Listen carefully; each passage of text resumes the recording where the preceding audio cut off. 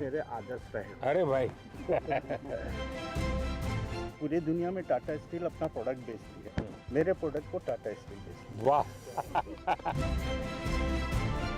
बहुत ज़्यादा डेवलपमेंट हो रही है, वो तो हाँ। आपकी वजह से हो रही है और मुझे नहीं लग रहा कि ये सब चीज़ें किसी और प्राइम मिनिस्टर की वजह से नहीं, जम्मू कश्मीर के नौजवानों में बहुत ताकत है भाई। I actually came from US in 2014. And you left USA. Yeah, I left USA. I wanted to employ my own people. 2010 में होटल में रूम हुआ था, अभी मेरे पास करोड़ों की गौशाला का मालिक हूँ। सर ये आलू से सोना तो नहीं बनाते, पर ये सोने की तरह ही आलू में। आपके जो पीएम सम्मान निधि है वो तो हमारे लिए एकदम वरदान है।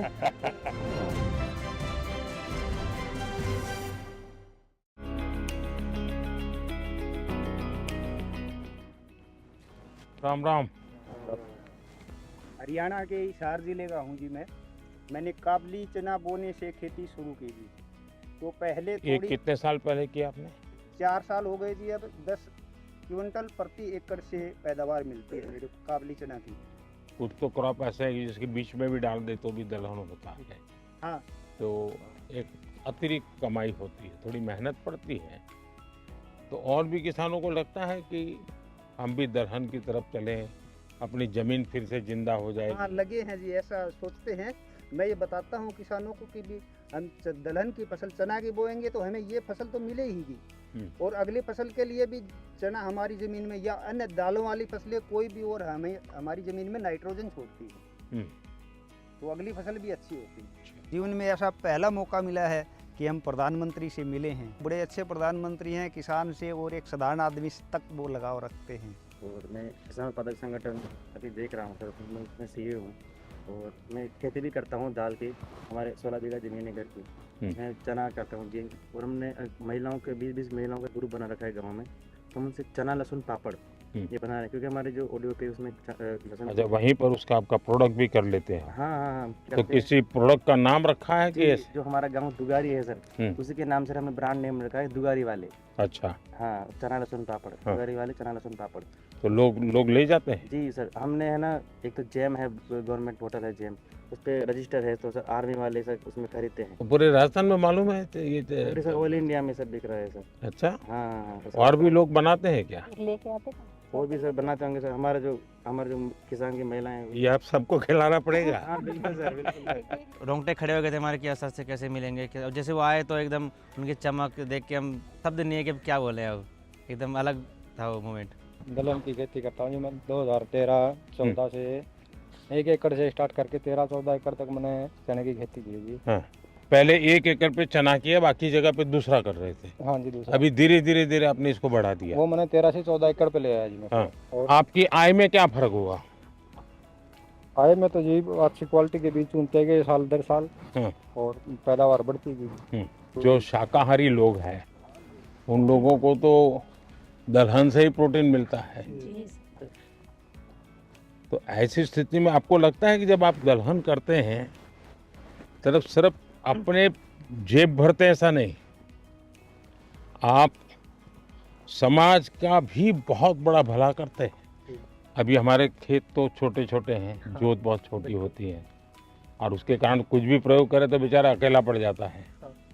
लेकिन मान लीजिए आपने 200 किसान इकट्ठे हुए और तय किया कि भाई हम 200 किसानों की जितनी जमीन भी है, 400 बीघा 500 बीघा जो भी है, एक या दो जो भी चीज तय करे वही करेंगे, और फिर उसका बड़ा मार्केटिंग करेंगे।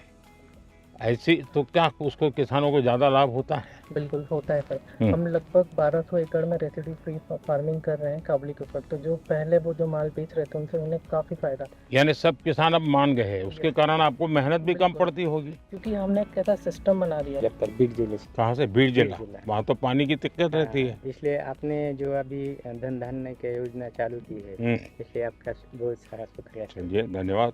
अब जैसे हम मिलेट के लिए लगे हैं सब जगह पे, जो पुरानी हमारे परंपरा थी, बाजरा हो, ज्वार हो, ये सारी चीज़ें, अब दुनिया में बहुत बड़ा मार्केट हो रहा है। और जहाँ पानी नहीं है ऐसी भूमि पर भी किसान अपनी कमाई कर सकता है। मिलेट भी बने। हाँ, मिलेट भी करते हैं। क्या क्या करते हैं उसमें?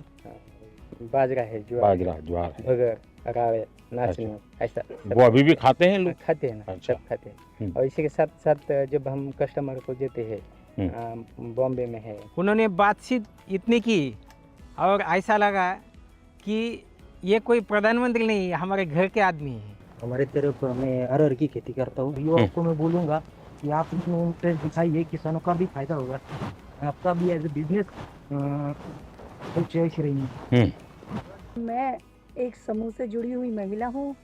मैंने अभी 2023 में समूह ज्वाइन किया था और मैंने अपनी 5 बीघा खेती है, उसमें मैंने मूंग का उत्पादन शुरू किया। साहब, आपके जो पीएम सम्मान निधि है वो तो हमारे लिए एकदम वरदान है, बहुत बड़ा वरदान है हमारे लिए। आप जो हमें आपसे जो 6,000 साल का मिलता है, हमें उससे बहुत आसानी हो जाती है। जैसे कि समय समय पर हम उससे अपनी बीज लेना, जुताई कराना खेत का, वो तो हमारे लिए एक बहुत ही बड़ा वरदान है। अच्छा, कभी ये मन करता है कि धीरे धीरे फर्टिलाइजर कम करें? जी, हम जो क्योंकि कभी हमने ये भी सोचना चाहिए जी, ये हमारी माँ है, उस माँ को अगर हम ऐसी ही चीजें खिलाते पिलाते रहेंगे तो कितने दिन जिंदा रहेगी? ये बात किसानों में होती है। तो जब उसके दिमाग में ये भर जाता है ना कि भाई मुझे बच्चों को अच्छी जमीन देनी है, ऐसी टुकड़ा नहीं देना है, यानी बिल्कुल धन धान्य से भरी हुई ऐसी जमीन देनी है, तो फिर उसको लगेगा कि मैं नुकसान नहीं करूं। एक काम आप किसान मदद कर सकते हैं। जैसे मान लीजिए किसी के पास 4 बीघा जमीन है, आप उसको एकदम को उसको प्राकृतिक खेती कहोगे तो हिम्मत ही नहीं करेगा, भाई भूखा मर जाऊंगा। लेकिन उसको ये कहेगा भाई ठीक है, हमारी बात मत मानो, इसके 4 टुकड़े कर दो, एक बीघा में हम जो कहते वो करो, 3 में तुम जो करते थे वही करो, 2 साल तक हमारे साथ चलो, तो उसको सफलता मिलेगी। फिर वो 1 के 1.5 करेगा, 1.5 के 2 करेगा, फिर उसका विश्वास है। हम एकदम से कहेंगे नहीं 4 बीघा बंद कर दो और ये कर दो, तो संभव नहीं है। वो खाएगा क्या, बेचा डरता है वो। मैं चने और मसूर और उड़द की खेती करता हूँ सर, और वैसे तो ज़मीन कम है मेरे पास, 2 एकड़ है, ज़्यादा नहीं, पर थोड़े थोड़े 100 में सर मैं कर लेता हूँ। देखिए, किसान 2 एकड़ में भी मिरेकल कर देता है। उसको जमीन कितनी छोटी है बड़ी है नहीं, उसका दिमाग बहुत बड़ा होता है जी, साहस हिम्मत बहुत बड़ी होती है। अच्छा, आपको कभी ये विचार आया कि चलो मेड पर हम बाढ़ करते हैं, पड़ोस वाला घुस न जाए, वो भी बाढ़ करता है और 1.5-2 मीटर जमीन हमारी खराब हो जाती है। अगर मिल करके वहाँ सोलर लगा दे, उसका सोलर उधर की तरफ झुकेगा, आपका सोलर इधर झुकेगा, आपकी बिजली आप कमा के बेच के दोगे, वो बिजली वो बेच देगा। हाँ, ये दिशा में जाना चाहिए। सरकार पैसे देती है इसके लिए, उसी दिशा में जाना चाहिए। हाँ। दूसरा एक मुझे लगता है रिचार्जिंग वेल की ओर जाना चाहिए। हमने पानी जो बारिश का आता है नीचे जाए उसके लिए कोशिश करें, तो पानी का लेवल ऊपर आ जाता है, उसका बहुत फायदा होता है। चलिए, बहुत अच्छा लगा, आप लोग बड़े साहसिक किसान हैं और बहुत अच्छी मेहनत करने वाले लोग हैं, लेकिन प्रयोग कर रहे हैं, मुझे बहुत खुशी हुई। क्योंकि हम भाई, मेरे पिताजी भी ऐसा करते थे, मेरे चाचा भी ऐसा करते हैं, मैं भी ऐसा करूँगा। अब हमने नौजवानों को थोड़ा इसमें से बाहर लाना है। पशु मंत्रालय की वजह तरफ से हम लोगों को 50% सब्सिडी मिली है। मेरे पास कुछ गाय थी, अभी 250 के ऊपर गिर गाय है मेरी। स्टार्टिंग में 2010 में होटल में रूम बॉय था, अभी मेरे पास करोड़ों की गौशाला का मालिक हूँ। भारत सरकार ने बहुत बढ़िया सपोर्ट दिया है। तो ये रूम बॉय में से यहाँ कैसे पहुँची है भाई? तो सरकार की उपलब्धि है सर।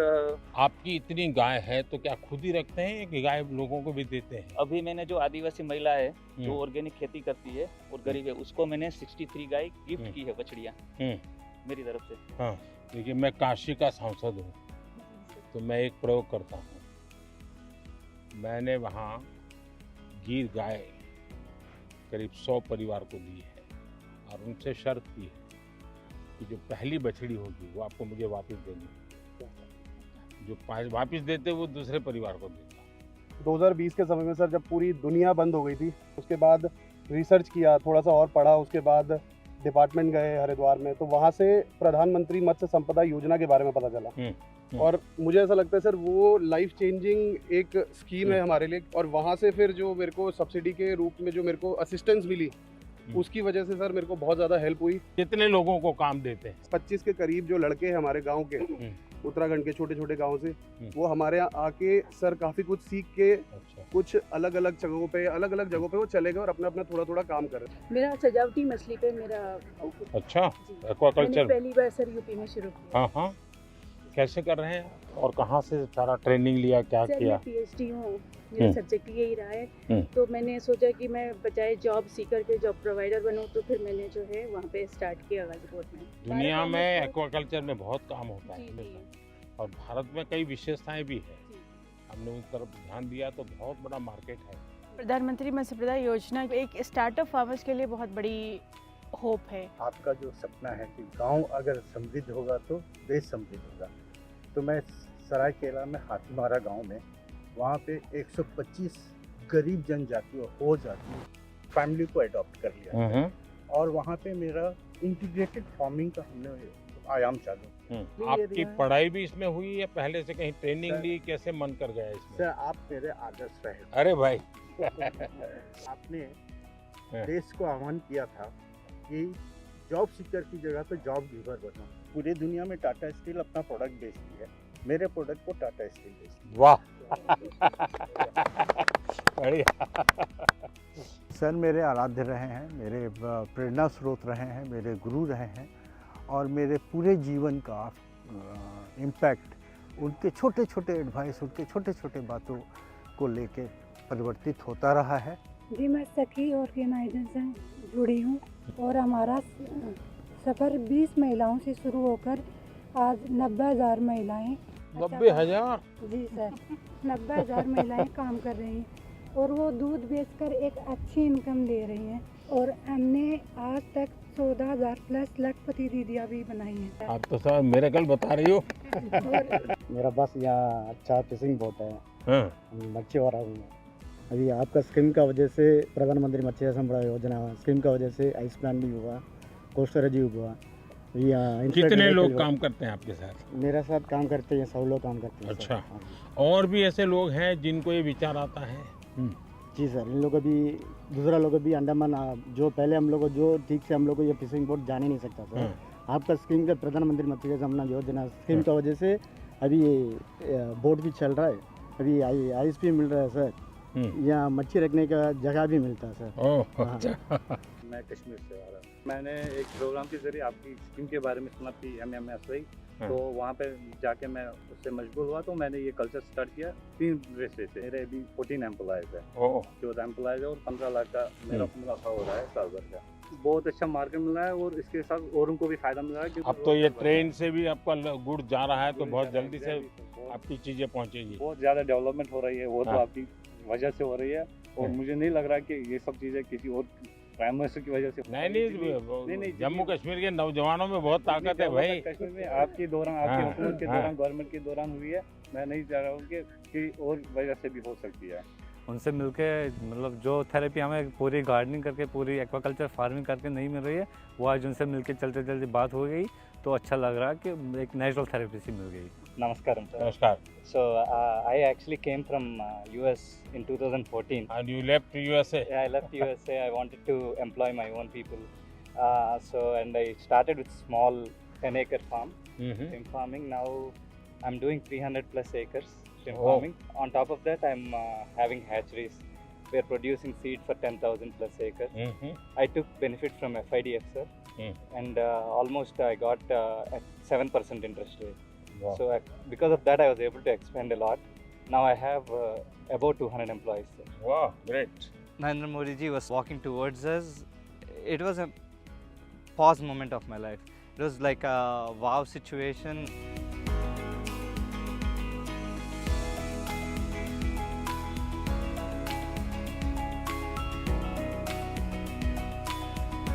नमस्ते भाई। मैं गुजरात से अमरेली डिस्ट्रिक्ट के धारी FPO से हूँ। मेरा नाम भावना गंडलिया और अभी मेरे FPO में 1700 फार्मर है और हमने सर लगातार 4 साल से 20% 1700 फार्मर? और कितनी जमीन होगी सबकी मिला करके? सर हम 1500 एकड़ जमीन में पूरा हमारा फार्मिंग कर रहे हैं। अच्छा। और 20% डिविडेंड 4 साल से लगातार दे रहे हैं सर, 200 करोड़ प्लस। उनकी अलग अलग फसल लेते हैं कि आपने तय की हुई फसल वो करके देते हैं? MSP का भी काम हम उसमें करते हैं और साथ में सर उसमें हम सबसे बड़ा अचीवमेंट है कि सरकार, भारत सरकार की जो स्कीम है ना गारंटी वाली, तो जब हमारे FPO के पास पैसे नहीं थे तो 2 करोड़ रुपए हमें बिना गारंटी के दिए गए, उनसे हमारा बहुत बड़ा अचीवमेंट हुआ।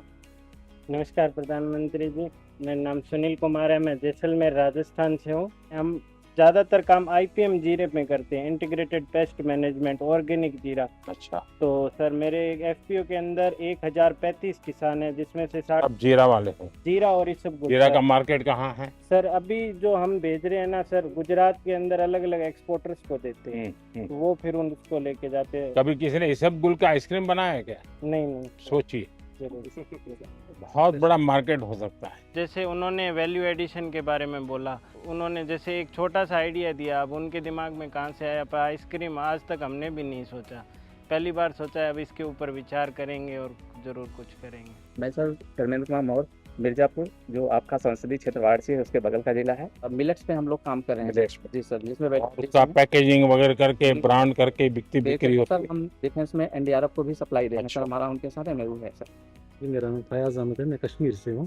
तो हम एप्पल का काम करते हैं। एप्पल वाले हैं? एप्पल वाले हैं। अब तो आपको एप्पल ले जाने के लिए गाड़ी मिल गई है। हाँ गाड़ी तो मिल गई है।